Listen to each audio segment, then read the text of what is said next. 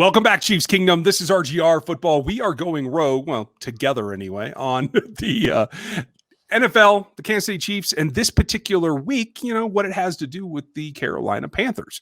He's Dan Harms. I'm Ryan Tracy. How are you, Dan?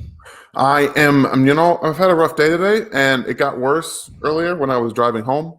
Uh-oh. I took my daughter to her swim lesson. We came back, and I turned down my street. It's about 5:25, so the lights are, the sun's going down. And I saw a house that has Christmas lights up. I don't know if any of you know, but it's November 5th. What are we doing? I don't know. Everybody gets to be early this year because they're bored at home, I guess. I don't know. Apparently. They're trying to get this year over with. And I understand, but it's November 5th, people. Yeah.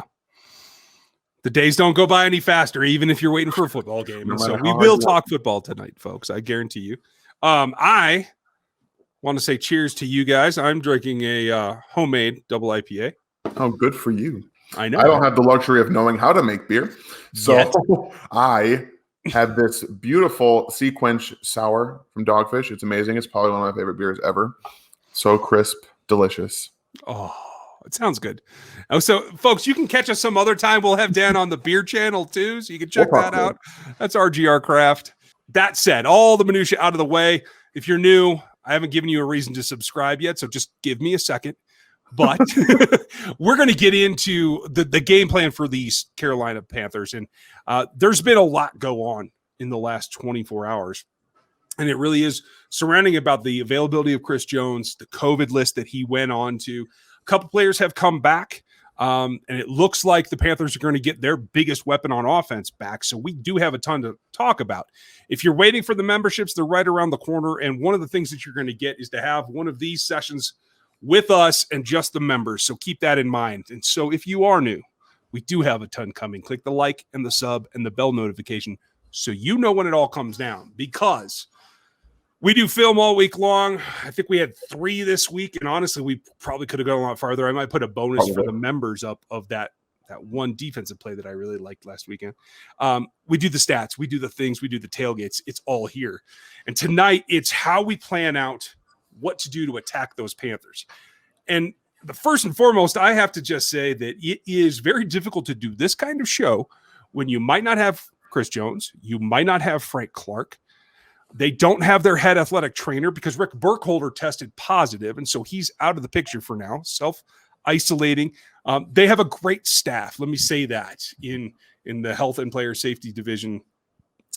Health and performance, that he runs. And so there's plenty of room. There's no reason to think that the athletes don't have the support that they need, but it is a big deal. He is somebody that touches every aspect of the franchise. And for me, when I take the big takeaway, the thing that I'm worried about is he's a guy who meets with Andy Reid every day. Yeah, I mean, I tweeted this out earlier on Thursday after we found out there's probably going to be more people that get put on the COVID list just because so many people come in contact with Rick Burkholder. He's probably with most people every day, especially the ones that are coming through injury. So those guys that just came off or returned from designation from injury, like L'Jarius Sneed, might be a guy that ends up going on that this week. I don't expect him or Sammy Watkins to play in this game, but that doesn't mean that they couldn't go on this list, and that doesn't obviously mean they have COVID. So I don't expect Chris Jones to play in this game, even if he tests negative on Friday today. So we'll have to kind of take it as we go. This is going to be interesting because the one thing that they want to do is run the football with Christian McCaffrey. He's probably still going to get his 20 touches, but Mike Davis has been pretty much just what Christian McCaffrey was to the Panthers when he went down. So, I mean, this is something that's going to be tested for a Chiefs defense that does not defend the run very well. No, it's going to be a challenge. And McCaffrey has practiced 2 days in a row.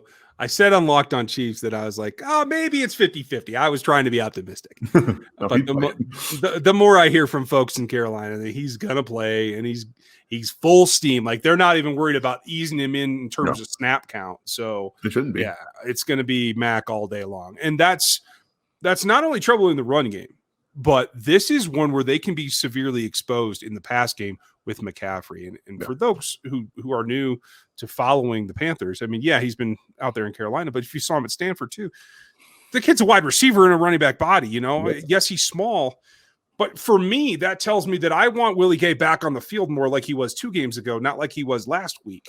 Do you think that that's a good enough fit?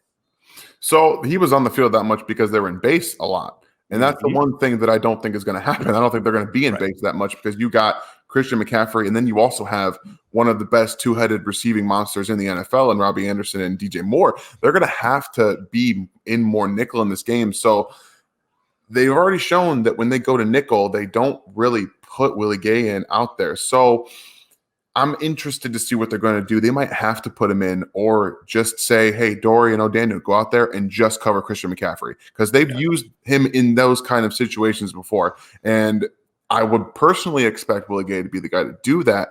But since Dorian has kind of done it in the past, especially with guys like Lamar Jackson and Deshaun Watson, who are fast and can replicate that kind of quickness, I mean, maybe we see him do a little bit more of that this week. But they're going to have to figure out who they're going to put on Christian McCaffrey, whether it's going to be Willie Gay or it's going to be Dorian O'Daniel, because the linebackers, Anthony Hitchens and Damian Wilson, cannot do it. They can't. They're not going to be able to do it. So they got to figure something out. No, I would like Hitch's ankles yet unbroken, please, because that's going to be a problem.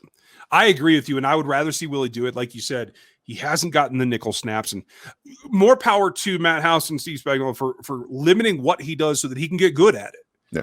But this is the time. This is an opponent where it's worth taking that risk because nobody else can keep up with him unless you plan to go 3 and maybe even 4 safety and try to put somebody like Tedrick on him. I don't think Dan can keep up with him. So I don't know that he's the big enough weapon that you dedicate Tyron to him, though. That's kind of where I draw the line.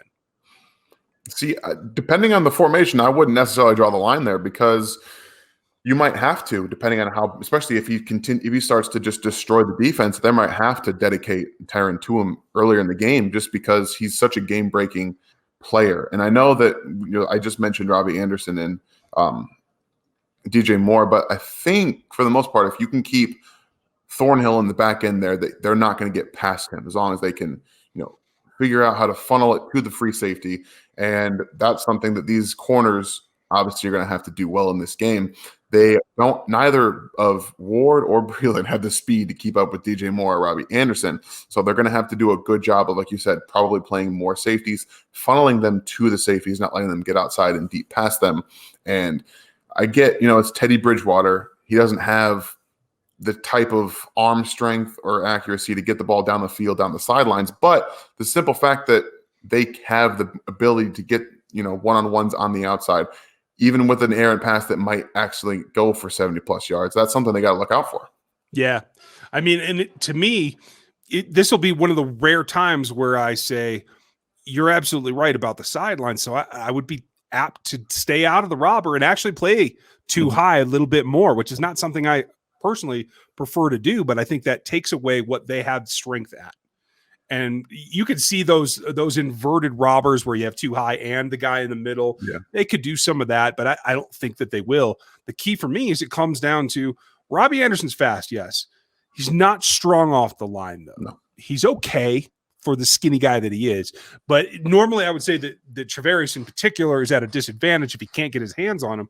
But I think if he can get his hands on him, he has a distinct advantage on Anderson.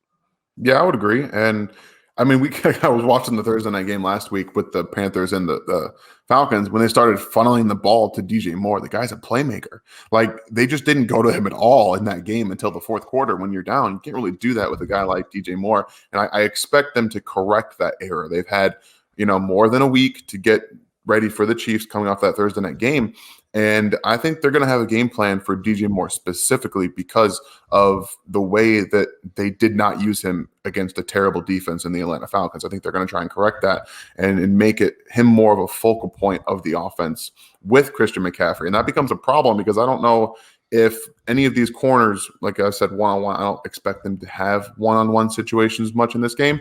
But if they end up having one, I think that's a distinct advantage to DJ Moore. So I would maybe see some shading from Thornhill having on that side, just a little bit of help. But if we're playing too deep, over the middle, that's going to be an issue. And we talked about Christian McCaffrey. So they got to really have this defensive game plan on point for this offense, even though it is run by Teddy Bridgewater. Yeah. And I think the solution is going to end up being multiple safeties. We'll see what they actually come up with. But, when I look at them as we stay on their offense, I think there's opportunity there on the right-hand side of the Chiefs pass rush. It diminishes somewhat without Jones and Clark because they're Jones and Clark. But we've seen that the Chiefs have other pass rushers that can get it done. Hopefully Mike Dan is in a little bit better shape. Yeah, he looked a little sluggish last week, but get his legs back underneath him. Because I think there's pressures specifically, but sacks to be had on that right-hand side. Yeah, and Frank Clark had a limited practice on Thursday, which is all we know right now. I expect him to get a full practice in on Friday, and I do expect him to play in this game. Maybe he plays more around 50 to 60% of the snaps. You let Taco Charlton, who's also practicing in full this week. So they have multiple guys on the edge that can get pressure. And now their depth in the inside is going to be tested for pass rush. I expect to see Tano Passanio in the inside on pass rush situations way more this week. They're definitely going to move, Taco and Frank and all these different defensive ends into the interior just to try to generate some pressure up the middle, get Teddy Bridgewater to move outside the pocket where he's not going to be as accurate and maybe still a little bit hesitant, especially because he took another hit last week against the Falcons. Yeah. And that's how you do it. You get him where he's inaccurate, and that allows you to take the ball away. And I actually don't think Frank's going to play. I feel like this is eerily similar to last season when we find, hey, he's going to sit out of practice because he's got swelling on his knee. That doesn't just pop up. That's something that generally is a systemic issue that's been there for a while. We didn't hear anything about his neck until week 13 last week or whatever. So I've had a lot of questions lately about what's wrong with Frank. If we overpaid again and all that, and we're not going to talk contract because that's just alarmist, but there could be something that's been bothering him for quite a while. I don't think that the Panthers are enough of a threat for me to push him. So if he needs it, I'd like to see him sit out and let Taco have a start. Yeah, I can totally get that, especially if excuse me, if they're dealing with multiple things, not just a little bit of bumps and bruises, but I thought he was listed as with an illness as well. And maybe I read that wrong, but regardless, if he's dealing with a couple different things, they got the bye after this week and they're 7-1. They're not really going to be extremely tested enough, in my opinion, by Teddy Bridgewater to warrant forcing a guy who's not 100% that could possibly further injure himself in this game. And like you said, that could help Taco become more of a threat in this defense. Giving him a little more opportunity to show what he can do, because to this point he's had a few flashes, but I don't think he's been able to be on the field enough to sustain some of that and get that confidence that he needs to actually become, a sustained contributor in this defense. Yeah, I agree with you. Let him get his feet a little bit deeper into the water, Yeah. That said, I like Turk Wharton this week. I think you can move him around. I'd like to see him on the right-hand side a little bit too. Haven't seen a ton of snaps over there, but I'd like to see what that can be made of. Flipping it over, this is a young defense with a couple of bright spots. And I want to ask you, folks, if you missed our film reviews this week, go check them out because we talked a lot of offense. Yeah, we did. And particularly the use of misdirection and confusion, I thought was really exemplary. There's some great blocks this week that we showed on the offensive line. And I think you can do that specifically against this Panthers defense again. I don't know if they're going to do what seems to have been working for everybody but Greg Williams in playing, deep 6s and 4s and that kind of thing and play over coverage. But if they do, I still feel that they can make some hay there, because one of those guys that's been playing great is Jeremy Chin, a rookie that I really liked coming out, but he's still susceptible. He still plays better, I think, closer to the line of scrimmage. So if they have to put him in space, I think the speed of the Chiefs receivers can still kind of dupe him a little bit. That's true. And he also didn't practice on Wednesday and got a limited session in on Thursday. So he's banged up right now, which is not good for them, because he's been one of the focal points of that defense to help really do everything. And they're not a very good defense. Let's be honest about this. They've got two guys, Jeremy Chin and Brian Burns, that are really, really good players. The rest of them are not. They spent a bunch of draft capital on defense. They had to figure out that side of the football, and a lot of young players, so they're still trying to figure their feet out. Now they rank, I think it's like 23rd in DVOA on defense, 20th in the against the pass, and 26th against the run. They're going to have some issues, especially if the Chiefs can do kind of what they did against the Bills and push their defensive line around. They can do that. This game is going to be over from the beginning, because like you said, if they end up trying to drop everybody into coverage, then you're going to have Clyde and Le'Veon Bell come at them. You try to counter that and put Jeremy Chin in the box. That's going to allow them to throw the ball down the field. And I don't think that Jeremy Chin, even as the athlete he is, can cover Travis Kelce one-on-one. I mean, that man is, against a rookie, he's going to eat his lunch like all day. And so he's slippery. He's like, I talked about him on my review this week. He does not take hits anymore. Like, he's developed the route running and the route running after the catch to limit big hits that he takes unless he feels he needs to get a first down. Like, he's just so nuanced and slippery with his route running that he's not. Jerry Chin's extremely, movable. His hips are really, really fluid. He's not going to be able to keep up. Like, it's just not going to happen. So I'm very interested to see what they do with Travis Kelce, because this could be a huge game for him. Well, and a guy that I used to follow because he came from Washington, a school that I like their defensive strategy, have for years. Shaq Thompson hasn't had the best run the last couple of weeks, but he's still a solid player. And I wonder if they don't try to double Travis up, hit him early with a linebacker and have a safety over the top. But you're right. He's just too slippery. He's too good. It says something when your two-time MVP dresses up for you as for Thanksgiving, right? I mean, that's a funny little note from this week, but it's ridiculous. I agree with you. I don't see what else that they can do. If they do get real conservative and throw everybody in the backfield and keep them there, more power to them. Lev and CAH can run all day long. And they need to, because keeping Brian Burns off of Remmer's shoulder is going to be difficult. That's the matchup that I'm probably most concerned about for the Chiefs. Yeah, that's going to be a problem. I would imagine that they have to use Nick Keiser and Deion Yelder and chip him to death. Use the running backs to get Le'Veon Bell in there. This guy is an absolute force, and he's being utilized properly this year. Last year he was on the field for 25% of the defensive snaps, and he had 7 sacks. Like, he's a monster, and Remmers has been playing well as a replacement right tackle, but he has not played anybody like Brian Burns. And if they allow him to be on an island, Mahomes is going to be taking hits, and that's not what you want to do in games against 3 and 5 opponents.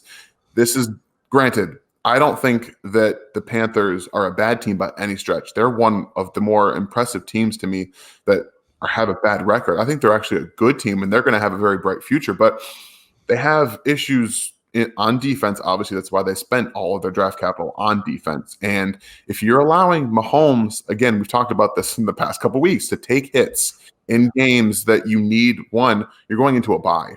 Like, this is a big game for the Panthers. It's not so much for you. You can't have him taking these hits in these games. So they're going to have to do everything they can. You're going to double Burns. They're going to chip him. They're going to do everything they can to keep him off Mahomes. They have to.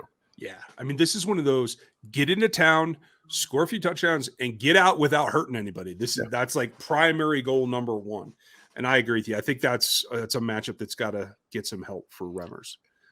Nick Schwartz is not coming back. He's going to get a couple extra weeks rest before he starts practice, and I think that's good. I think this is a more significant thing than we may have initially thought with Schwartz is back. And in one of the film reviews that we did this week, he had probably the best block of the season.